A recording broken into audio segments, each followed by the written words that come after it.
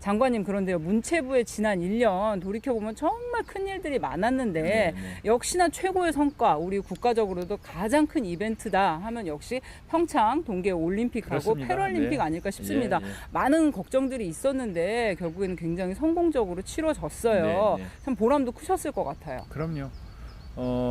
특히 이제 우리가 정말 저력 있는 민족이구나 하는 걸 확인하는 올림픽이었어요.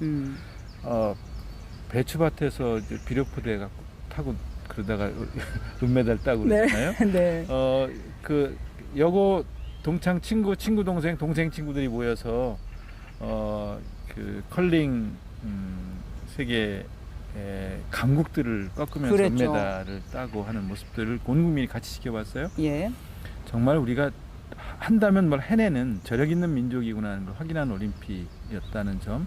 패럴림픽에서 그 신희연 선수를 비롯한 많은 선수들이 정말 국민들에게 감동을 주는 그런 인간 승리의 모습을 보여주는 그런 올림픽, 패럴림픽이었습니다. 그래서 네. 그런 것들을 통해서 정말 다시 한번 우리 민족의 힘 이런 것들을 생각하게 하는, 그리고 정말 우리가 국가가 국민들을 위해서 무엇을 할 것인가, 국민들의 건강한 삶을 위해서 무엇을 할 것인가, 이런 것도 다시 생각하는 그런 아주 좋은 계기였습니다. 특히 패럴림픽에서는 여사님이 태극기 2개 뒤에 딱 꽂고 그냥 막 앞장서 열정적으로 응원해 주셨죠. 패럴림픽 기간 내내 해주신 것 때문에 장애인 선수들이요 얼마나 감동을 받고 또 막 돌아서 울고 그랬는지 네네. 몰라요. 그런 고마움을 잊을 수가 없다는 얘기를 지난번에 패럴림픽 선수들 따로 만나서 식사하는 자리에서 선수들이 하는 얘기를 들었습니다. 그래서 네. 청와대가, 정부가 직접 나서서 함께 성공시킨 올림픽이라는 생각을 하고요. 국민들께도 감사 말씀. 그렇죠. 온 국민이 함께 하셨고 또 선수들의 이제 각자 가진 사연이 너무나 감동적이었기 때문에 큰 울림이 있었던 것 같습니다. 한 가지 더 말씀드릴 거는 장관님 하늘이 이 나라를 돕는다는 생각을 올림픽 하면서 했어요. 네. 그러니까 그렇게 춥다가 올림픽 개막식, 폐막식 때만 날이 따뜻했잖아요. 따뜻하고 그리고 올림픽 끝나고 패럴림픽 시작하는 그 중간에 눈이 많이 와야지 3월 달에 패럴림픽을 제대로 할 수 있는데, 경기를 할 수 있는데 또 많이 왔어요. 그때 눈이 40cm, 50cm씩 3번을 내려주고, 맞아요. 그리고 패럴림픽 다 끝나니까 그날 밤 늦게부터 비가 오기 시작해서 강원도는 물 부족 상태가 심각했는데 그 문제를 해결해 주고. 그래요. 올해 강원도 가뭄 얘기가 없어요. 그러니까 이게 하늘이 이 나라를 돕는다는 생각을 했고요.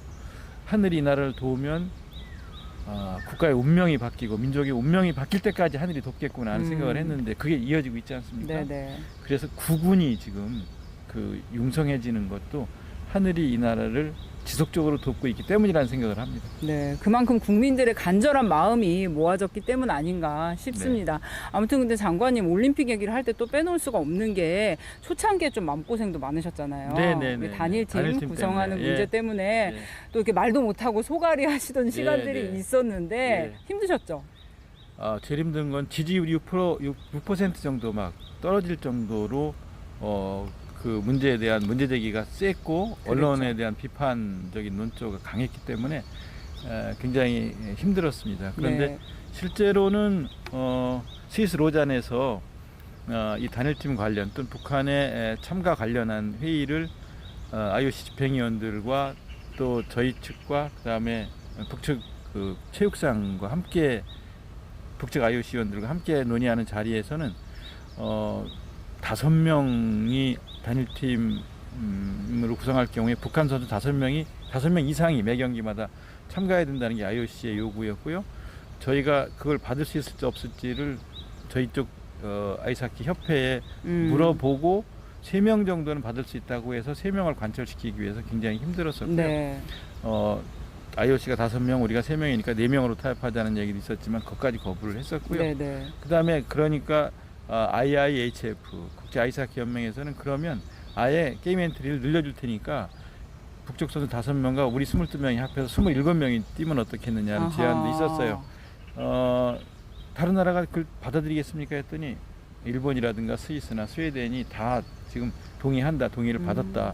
그러니까 다른 나라는 22명 뛰고 우리는 27명 뛰라고 했을 때 고민하다가 제가 그건 안 받겠다고 그랬어요.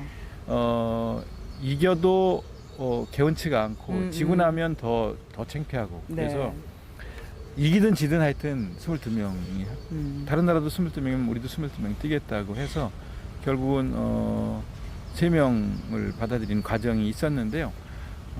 그 과정에서 이걸 다 설명할 수 없어서 그쵸. 여론이 계속 안 좋아지는 걸 보면서 국민들께 충분히 설명하지 못하고 선수들이 마치 피해를 보는 것처럼 되어 있어서 그 과정이 제일 힘들었습니다만 나중에 결국 단일팀을 만들어서 경기를 하고 나니까 선수들이 금방 하나 되고 또 전 세계인들에게 체육이 할 수 있는 가장 큰 기여가 바로 이런 그 평화를 만들어 나가는 일이구나 하는 것을 알게 되었고 그 올림픽 가장 큰 성과 중에 하나로 평가받았지 않습니까?